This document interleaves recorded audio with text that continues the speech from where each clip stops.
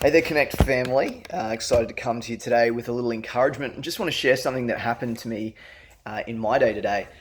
Bible says, iron sharpens iron, so a man another man. And I just had a really cool chat with a couple of champions in our community who are running in their lane really well. Their lane is business, and they're excited about sharing the kingdom of God.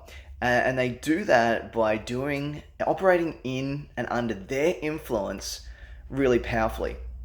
And it encouraged me rather than got me comparing. And I'm reflecting on that because I know that often I will feel a little bit intimidated or a little bit insecure by some people sometimes. And maybe you felt this way as well.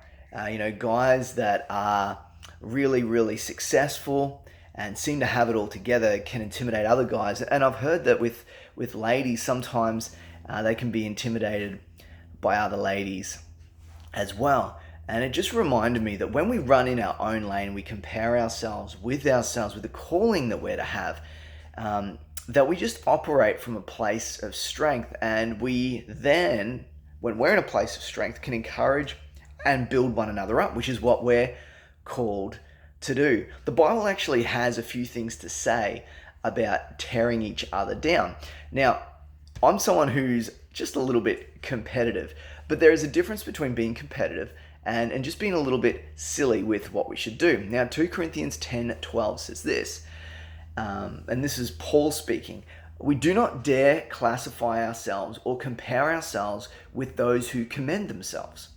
But they, measuring themselves by themselves and comparing themselves among themselves, are not wise. Something that is wise is us comparing ourselves with the call that God has put on our life and championing others that are doing their call well, and that will help us. You can also see in Galatians 1:10,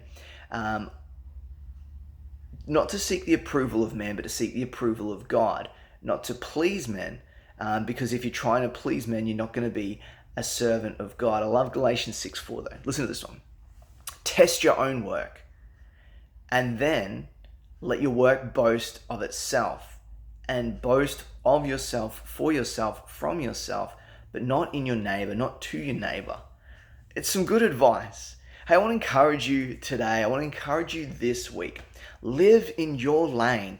Live within that influence, that authority that God has placed in you and on you and for you.